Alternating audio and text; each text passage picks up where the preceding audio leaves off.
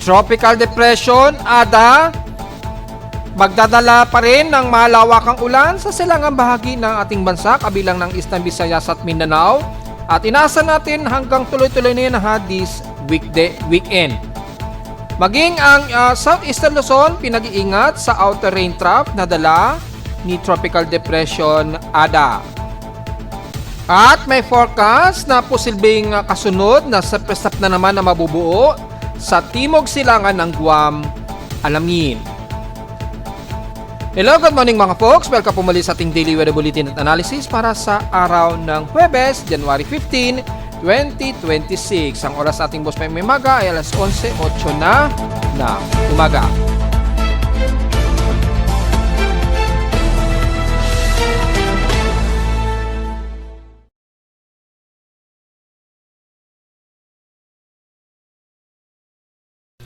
Ulit-ulitin natin mga folks ay pinag-iingat natin mga kababayan ngayon natin sa timog silangan ng Southern Luzon at Eastern Visayas at Mindanao na kasalukuyan. Nararamdaman ngayon ang presensya ng outer rain nitong si Tropical Depression Ada na itinaas na maging ng mga iba't ibang weather agencies abroad kasama na ang Joint Typhoon Weather Center. At mula rin sa ating infirmary, sa ating tropical cyclone sector ay makikita natin na nakataas na rin siya at tropical depression kaya nakataas na rin sa local name na Ada. Yan.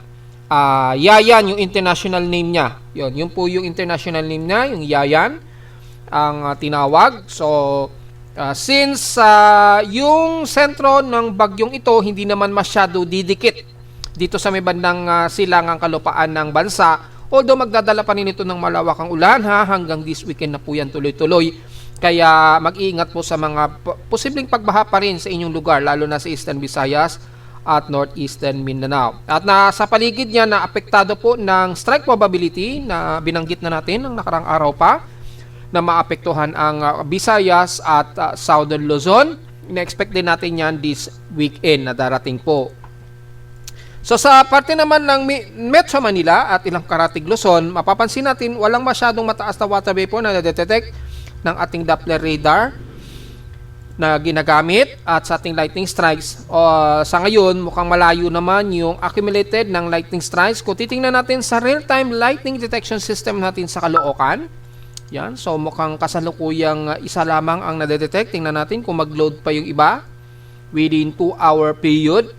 Pero mapapansin natin is ito 100 minutes ago na. So 17 lamang ang ating outer lightning strikes detection at 11 sa inner strokes. Ito yung nandito mostly sa Eastern Visayas at bandang dulong katimugan ng Mindanao. So wala naman masyado malapit dito sa Metro Manila at malayo naman.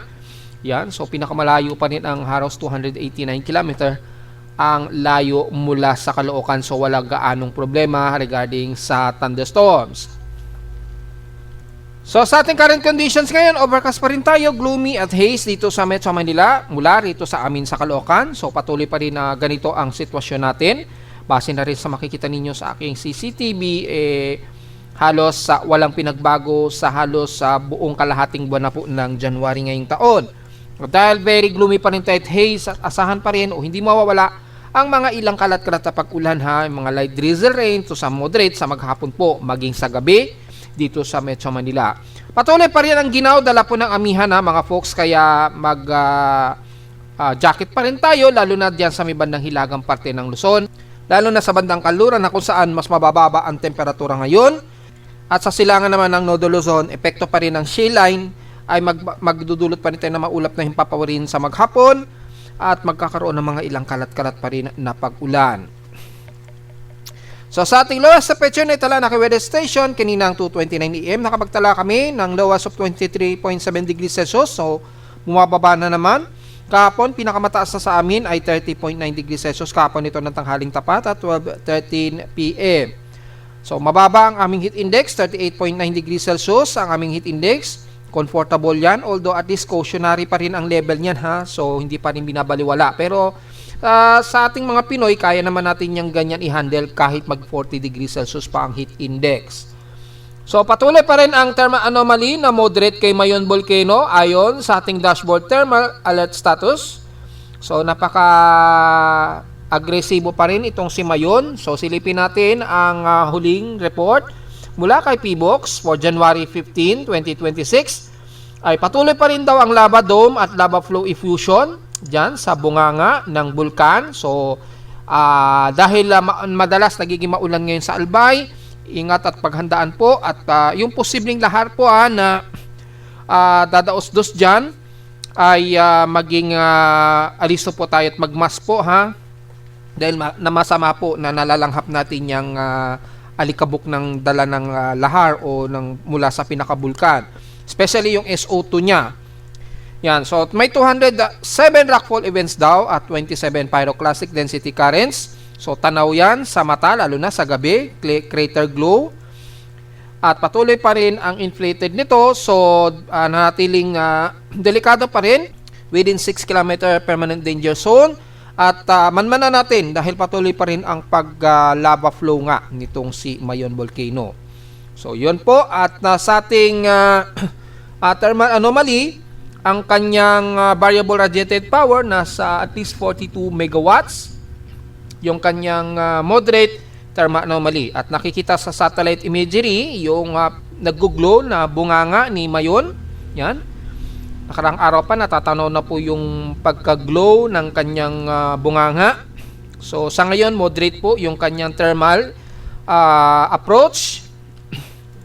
So ang ibig sabihin lamang po nito ay aktibo ang magma o yung lava flow nitong si Mayon Volcano. So mag-iingat na lamang po mga folks, lalo na sa kababayan natin sa Albay na kung saan ay madalas nakakaranas ngayon ng malawakang pag-ulan. At silipin naman natin ang PH extremes in past 24 hours. Nangungula ang Dipolog sa may pinakamataas na air temperature na 33 degrees Celsius. At sa Baguio naman ay nanatiling mababa sa 15.4 degrees Celsius ang kanilang ginaw sa Baguio City. At sa Inulan naman ng Kasiguran Aurora, nakaranas sila ng 57 mm na total rainfall. Kami sa Caloocan, gabi lamang at light drizzle rain lamang ang inulan sa amin. Kaya 0.3 mm lamang ang naging pag-ulan namin kagabi na yun. Umulan na kagabi.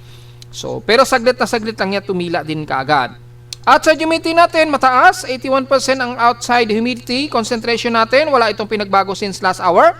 High pressure area tayo na 1,011 hectopascals and steady ito since last hour.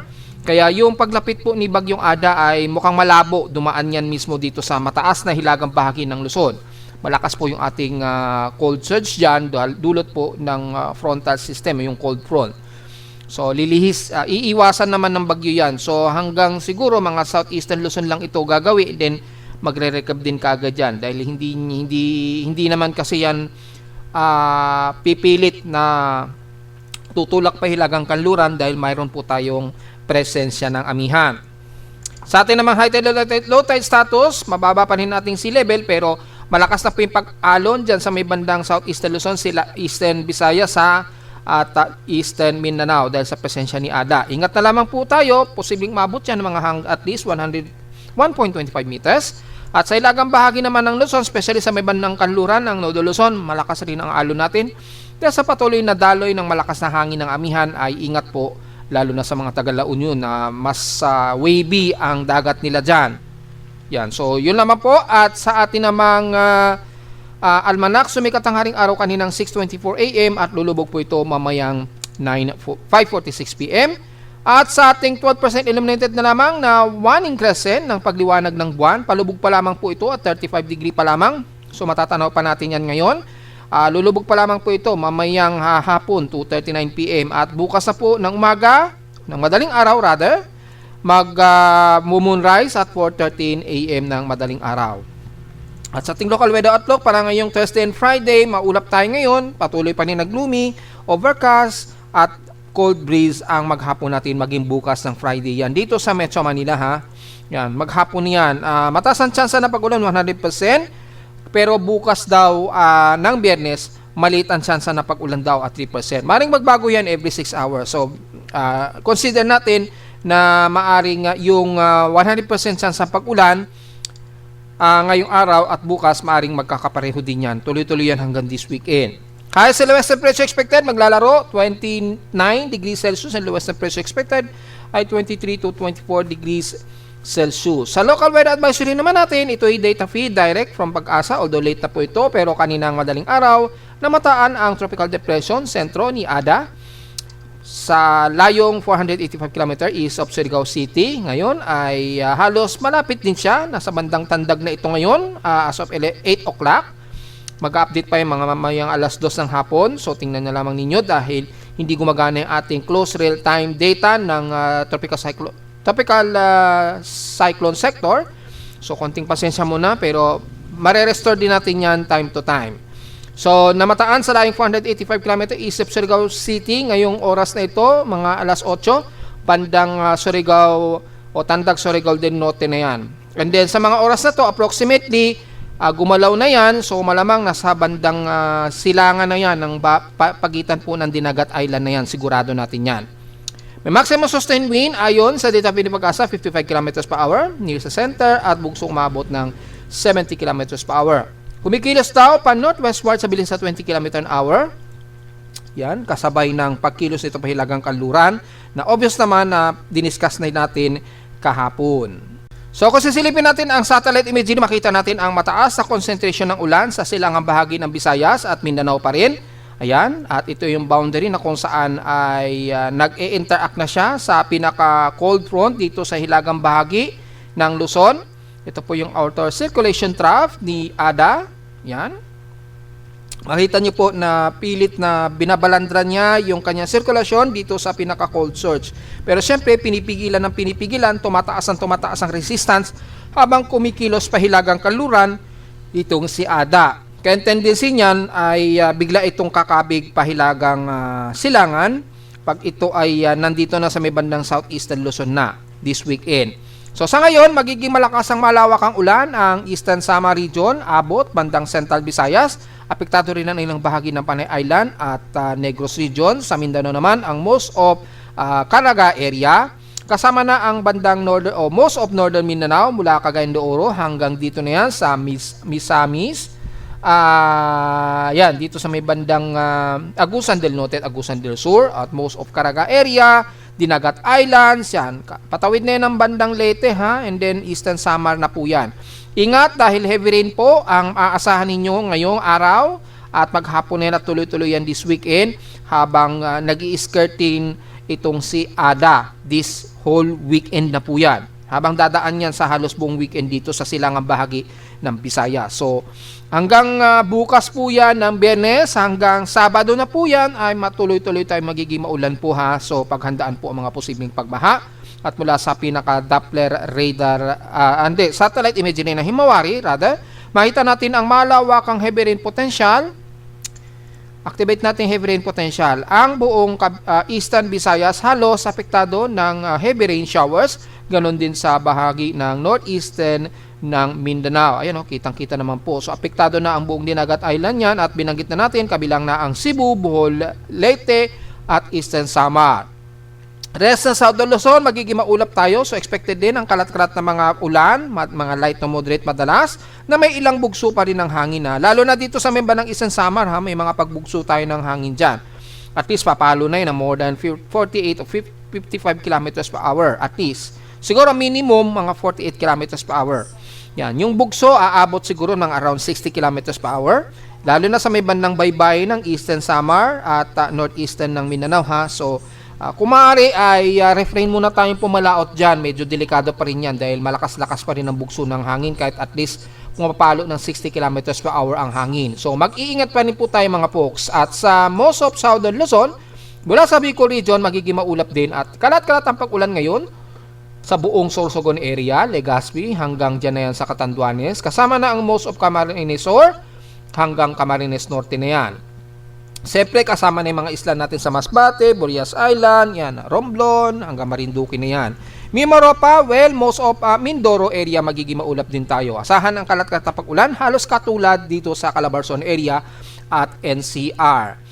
Dito sa may bandang Palawan, makikita natin medyo nagmo-moderate pero parte ito Musil Cloudy ang iiral sa atin dyan at may mga kalat-kalat na pag-ulan na may pagkilat at pagkulog ang inaasahan sa may bandang dulo ng Batara sa Balabac. Isolated po ito, so magdala na lamang ng payong mga folks. At ganun din sa may bandang El Nido, Coron, Palawan at most areas ng Mindoro o Oriental at Occidental Mindoro. Wala naman sa bandang Quezon Province, pataas na yan ang most of Calabarzon area. Magiging gloomy rin tayo. Halos katulad dito sa Metro Manila, hindi mawawala ang mga biglaang light drizzle and isolated light to moderate showers po ha. At dahil na namamagitan sa atin yung outer rain trough ni Ada at yung she line na dito sa may bandang silangan ng Nodo Luzon. Expected ang magiging intermittent na mga kalat-kalat na mga mahihinat katamtamang pag-ulan ha, na may inaasang may mga minor na bugso ng hangin at na mararamdaman natin. Kabilang na ang buong Quezon Province at Laguna, ilang bahagi ng Polillo Islands, Aurora Region, pataas na yan dito sa silangang ng bahagi ng Nodo Luzon. Kabilang na ang Santiago Isabela hanggang dyan sa hilagang dulo ng bandang Tuguegarao. Magiging mas maulap po tayo dyan, although at least medyo hindi ganun ka-gloomy, pero partly cloudy to, mostly cloudy tayo. Hindi masyado mag-gloomy, maulap ang madalas. Naiiral dahil sa trough na system na bumabalot ngayon. Well, magkakahalo na po yung system dahil sa auto trough ni Bagyong Ada at dun siya silay natin. So, patuloy pa rin yung ating hangi-amihan sa hilagang dulong bahagi ng Luzon, umaabot pa rin sa Metro Manila. Ngayon, nagkakaroon na ng interaction dahil kay Bagyong Ada. Dahil sa nagkakaroon ng interaction, magkakaroon ng parang tulakan yan. Magtutulakan po yan hanggang sa mananaig po yung lakas ng cold surge dito sa may bandang southeastern Luzon hanggang sa itong si Ada ay maitaboy ng cold surge pahilagang silangan this whole weekend. So, yun po yung magiging system natin. Yung detail para sa galaw ni Ada, didiscuss natin yan sa susunod na frame. Abang-abang na lamang ninyo. At mula dito sa ating CIMS Doppler imagery, makita po ang matitinding pag-ulan. Most of eastern sections ng Visayas, northeastern Mindanao, yan, moderate to heavy rain showers ngayon. So, tumugma po sa forecast ng WRF, ni Pag-asa at ng GFS na ginagamit nila. Kung naalala ninyo, 3 days ago ay didiscuss po natin na yung accumulated SWAT ng water vapor at least umaabot ng mga at least 60 to 100 millimeters na accumulated rainfall sa loob ng 24 oras. Kaya nararamdaman na ngayon ninyo dyan sa may bandang Eastern Visayas. At most Central Visayas at ilang bahagi ng Northern Mindanao po. Kaya ingat sa mga pagbaha just in case po. Yung epekto ng lakas ng hangin ni Ada, halos hindi natin mararamdaman yan gaano dito sa silangang kalupaan ng bansa. Gaya na ating analysis nga po 3 days ago, ay yung ulan lamang ang magiging problema natin dyan. Magdadala po yan ng mga posibleng flash floods. So, mag-ingat po sa mga posibleng pagguho ng lupa just in case very saturated na naman yung lupa natin dyan. Kasi nga po, tuloy-tuloy po kayo nagiging maulan sa eastern sections nga po, yung quadrant 4 natin. So, meron pa rin tayong minor La Nina ha. Kaya medyo minor din ang above average rainfall natin sa most eastern sections ng bansa. Kaya mag-iingat po sa posibleng pagguho ng lupa. So, mapapansin natin, hindi masyado nagpapang-abot pa yung makakapal na water vapor sa may bandang Metro Manila. Pero magiging maulap pa rin tayo at asahan din ang kalat-kalat na pag-ulan nito. Usually, mga light drizzle rain o mga mahihinang klase ng buhos ng ulan dito sa pating Metro Manila pahilaga. Dahil sa halo-halong interaction na po kasi yan ng ating weather system mula sa shear line, cold surge at yung outer rain draft o rain trough ni Ada, ni Bagyong Ada. So at least meron na tayong idea mga folks. So diretso agad tayo sa ating ginagamit na computer generated tropical cyclone sector. Yan, pansamantala muna natin ginamit yung data ni-reconfigure ko muna, pero ang data na ito hindi ito near close real time muna. Pansamantala habang hindi pa naayos ng Hawaii yung kanilang close real time data.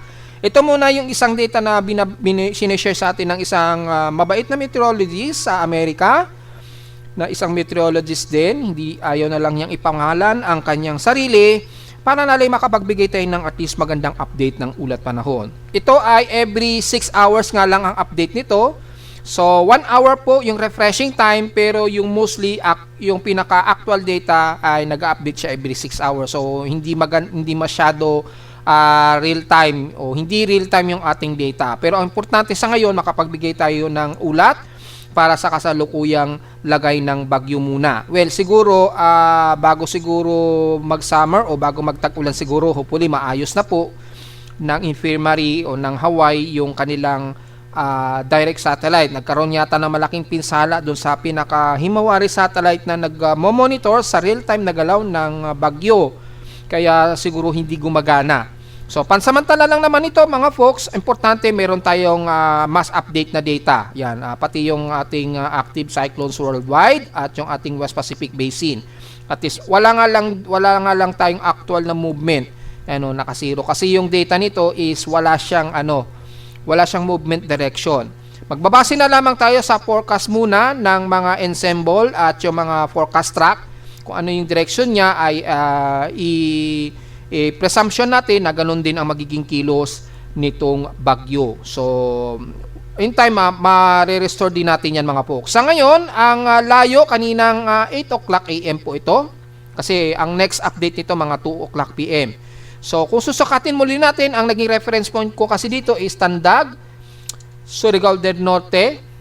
Yan. Ang layo niya is 382 km to 883 km east ng Tandag, Surigao del Norte. Yung makikita niya sa aking Facebook page sa pinost ko kanina. Yan, yung kanyang maximum sustained wind so far ay 56 km per hour, 1 minute average po ito at bugsong umaabot ng 72 km per hour. Sa 10 minute average natin ay 49 km per hour, base sa 1 minute average hindi kay Pag-asa, na may bugsong umaabot ng 64 km per hour. Kay Pag-asa kasi is nasa around 55 km per hour yan at bugsong 70 km per hour. Yan ay sa version computation ni Pag-asa. Itong ating 10-minute average, binase natin yan mula dito sa 1-minute average dito sa itaas. Kaya hindi yan expected na kapareho kay Pag-asa. Pero kung titingnan naman natin dito, yung kasalukuyang oras ng 8-hour period ni Pag-asa kaninang 8 o'clock ay katumbas ng 1-minute average wind speed natin ngayon. Halos kapareho. Ayan, 56 km per hour at 72 km per hour. Pero kay Pag-asa 55 km per hour at 72 km per hour naman yung maximum sustained wind. So halos pareho lang din naman mga folks. Nagkakatugma na dahil naglapat yung galaw kasi ng oras at yung less 8 hour halos naglapat siya dahil nga po every 6 hours kasi nag-a-update ito. So every gap ng 6 hour tumutugma po yung 8 hour sa less 8 hour po ng Joint Typhoon Weather Center at ni Pag-asa. Kaya mauuna muna kay Pag-asa, then within 6 hour maglalapat po sila, magtatali. Kaya mapapansin natin, halos tali po. So ang kanyang center air pressure 1002 hectopascal. So mapapansin natin, hindi siya ganun kalakas ang impact ng kanyang low level convection. Pero may bugso siya ng hangin umaabot na nga po ng halos 70 to 72 km per hour. So malinaw naman po yan mga folks at pahilagang kanluran po ang kilos nito. So mapapansin natin halos gigilid lang ito sa silangang bahagi ng ating bansa habang kumikilos ito pahilagang kanluran. At kung sisilipin po natin yung tropical cyclone track combination, makikita natin this whole weekend ay magno-northwestward lang ito at halos lalapit lang ito sa may bandang northeastern Samar o eastern Samar ng halos ilang kilometro mula sa baybayin nito ng eastern Samar. Yan. And then within 24 hours ay posible ito itaas ni Pag-asa as tropical storm category. Yan. Malamang mamayang gabi siguro according dito ay itataas na sa tropical storm. So posibleng itaas ito sa tropical storm category ayon sa extended forecast ng track ng data feed ni Pag-asa. Yan. Halos magkakatugma naman silang lahat mula kay Joint Typhoon Weather Center, DeepMind AI, halos magkakapareho yung kanilang forecast track. Nahihilagang kanluran muna ito. Then pagdating po ng araw ng bandang Sabado po ito, dito medyo kakabig nito pahilagang silangan. Yan, medyo magre-recurve na siya dito. Mag-start na siyang magre-recurve, medyo magno-northward muna ito sa maghapon mula Sabado, then pagdating ng bandang Linggo ay tuluyan itong magre-recurve palayo pahilagang silangan. So, walang nakikitaan sa ngayon na ito ay magkakaroon ng landfall o direct impact sa anumang kalupaan ng Eastern Samar or Bicol region. Pero as alalahanin natin yung malawakang ulan na magiging dala po nito this weekend, maapektuhan ang buong Southern Luzon po niyan. So, maaring umabot sa Metro Manila yung strike probability nito dahil malawak po yung surface trap. Aabot yan sa halos buong Southern Luzon nitong darating na Sabado o Linggo. Yan. Ngayon pa nga lang, medyo ramdam na natin yung ilang trough niya nagpapang-abot sa buong Southern Luzon. So unti-unti, habang lumalapit itong si Ada, ay magkakaroon tayo ng interaction ng mga kalat-kalat na pag-ulan maging sa bandang Metro Manila at rest of Southern Luzon. Sa ngayon, ang heavy rain showers na apektado ang most of eastern sections ng Visayas at northeastern Mindanao. Ilang bahagi po ng Davao region magiging maulan din po. Ayan o. So, mga moderate to some heavy rain showers, scattered po yan. Yan, na may bugsong hangin, lalo na sa eastern sections ng Visayas. Pinag-iingat po ang lahat mga folks. Ang kagandahan lang nito ay hindi ito mag-interact sa kalupaan. Ayan. So, yun po yung kanyang tropical cyclone combination natin. At ito po yung direct forecast track mula sa data feed mismo ni Pag-asa. Ito po yung mga schedule na magiging track sequence niya, yung magiging daan o magiging kilos ng bagyong ito maghapon at posibleng itaas sa tropical storm. Then magme-maintain ito sa tropical storm hanggang sa ito'y lumayo sa darating na linggo o Lunes. Yan. And then makikita po natin maging sa Joint Typhoon Weather Center hanggang tropical storm lang din ang nakikita na magre-retain ito sa forecast niya. Ito yung kay Joint Typhoon Weather Center data feed. Makikita natin hindi ganun kalakasan ang significant impact ng hangin dahil yung upper right quadrant ang medyo layo o lihis dito sa silangang bahagi ng ating bansa. So medyo good news yan. Ang hindi lamang good news ay yung dalang ulan po na apektado nga po ng range ng ulan ang halos buong Southern Luzon, Eastern Visayas at Mindanao area hanggang this weekend na po yan.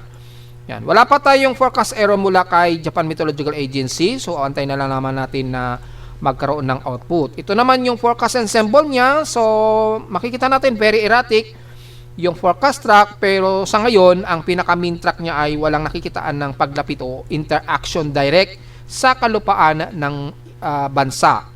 So, yun lamang po at ito yung sa forecast ensemble ng DeepMind AI, Artificial Intelligence. Ganon din yung main track niya, halos walang nakikitaan na magkakaroon ng direct landfall sa silangang kalupaan ng bansa. So, medyo good news po ito mga folks. Yan. At ito po yung pinaka-actual floating satellite. Makikita nyo po, halos yung pinaka-sentro niya, halos nandito na yan sa may bandang silangan ng Dinagat Island na. Approximate po yan ha. Yung kasalukuyang lokasyon itong si Ada. Nasa bandang silangan na po yan ng Dinagat Island. Yan. According dito sa satellite imagery, ito po yung pinaka-low level convection. Ayan.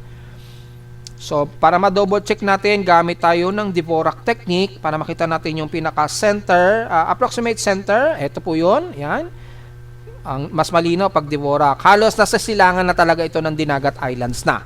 So, papunta na siya sa bandang Eastern Visayas area na ngayong maghapon. So, bandang gabi na siguro, ramdam na sa Eastern Samar region at bandang Leyte ang hagupit ng ulan dala nitong si Ada. At sa ating namang spaghetti model siya sa Tropical Cyclone Intensity Forecast. Manatili lamang siya hanggang tropical storm ang magiging maximum intensity daw ni Ada. Ayan, makikita natin yan. Hanggang sa loob na po yan ng 3 hanggang 4 na araw. Yan. Ito yung forecast niya na aabot lang siya hanggang tropical storm. So, walang nakikitaan na mas lalakas ito sa severe tropical storm. So, wala tayong masyadong magiging alalahanin sa impact ng kanyang hangin. Ang magiging problema lang talaga natin yung impact ng ulan na dala po ni Bagyong Ada. So, yun lamang po ang ating pag-iingatan, yung dalang ulan niya nitong weekend po na magpapaulan sa most of eastern sections ng bansa. At mula sa ating tropical cyclone assessment monitoring ay makita natin halos mula kay GFS, wala ring nakikitaan dito na magkakaroon ng landfall. Pero mapapansin natin, halos umikot lang ito, nag-circle lang ito dito. Oh. Ayan, oh. Then bigla itong babalik. Yan, oh. Nag-circle siya pagdating dito. So mukhang magkakaroon siya ng rotational na galaw. Kasi nga po, haharangin siya nung cold front dito sa bandang Luzon. Yan. And then, bigla siyang magre-recap pababa.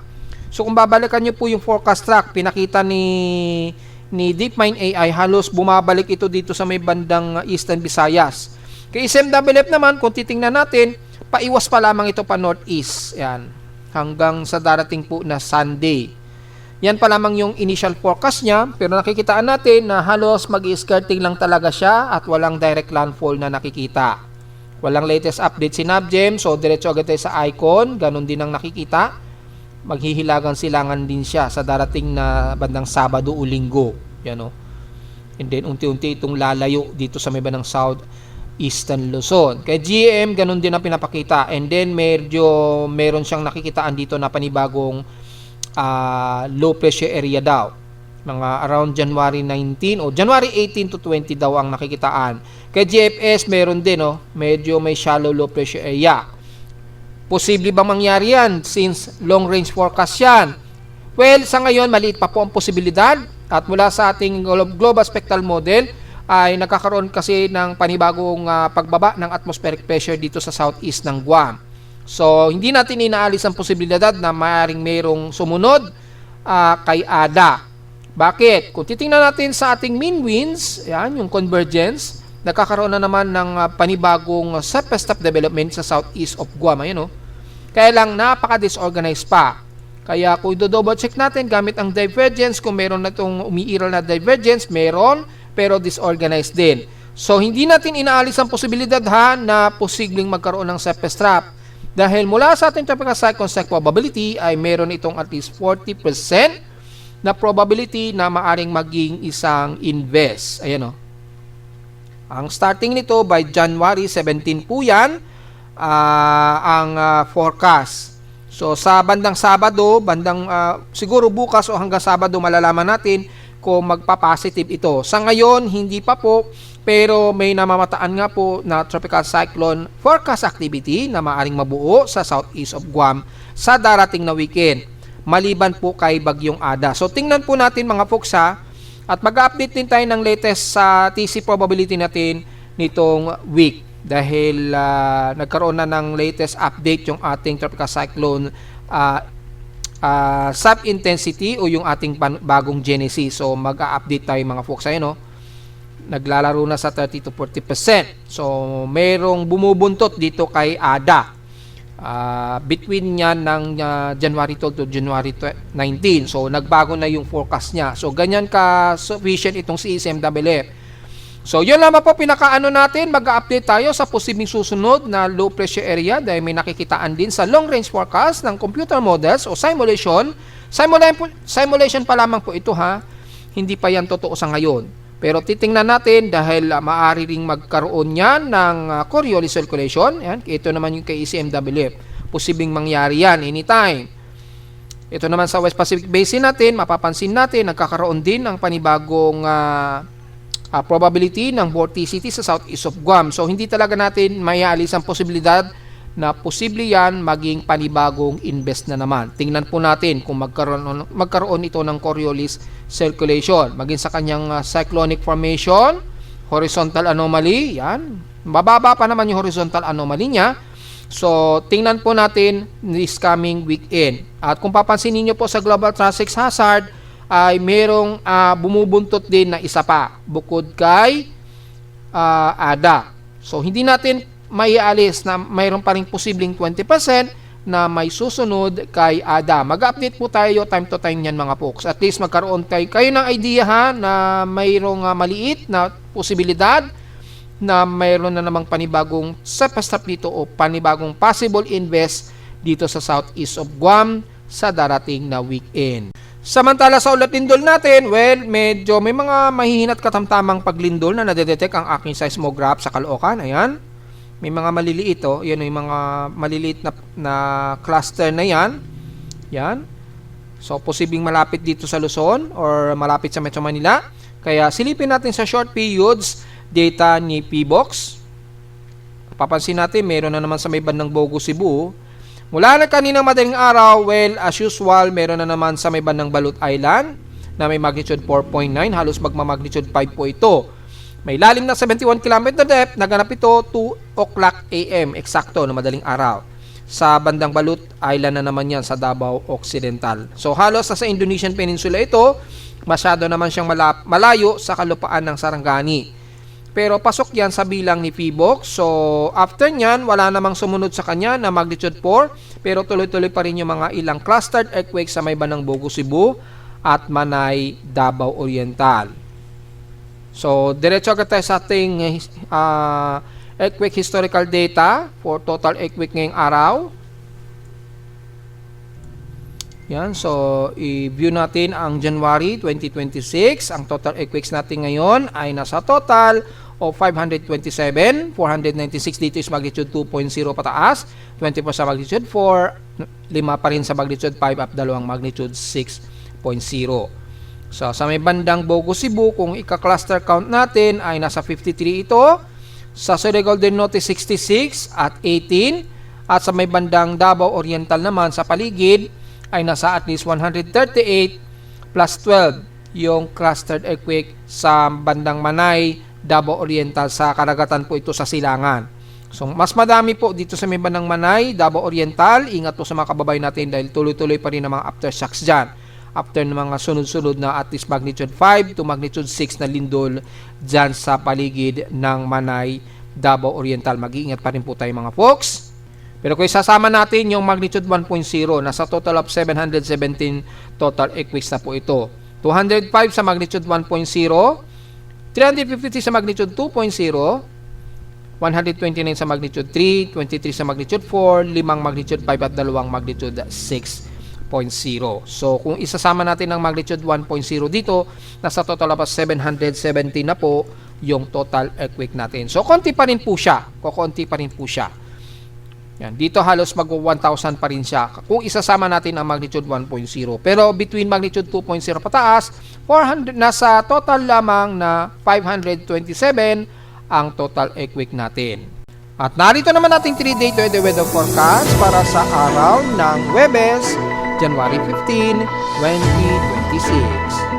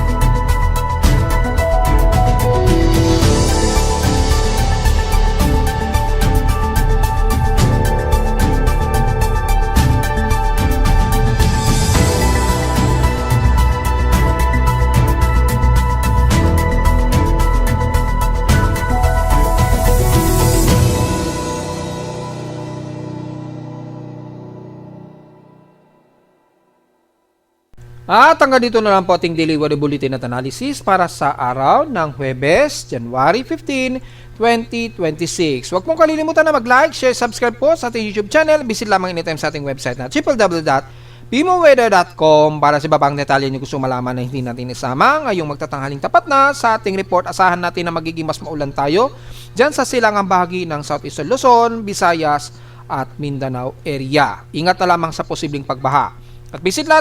At visit lamang po sa ating webpage para sa dynamic events mula sa reading ng aking aparato mismo sa Caloocan at sa data feeds mula sa iba't ibang weather agencies. Maraming salamat po mga folks at magandang araw po sa ating lahat.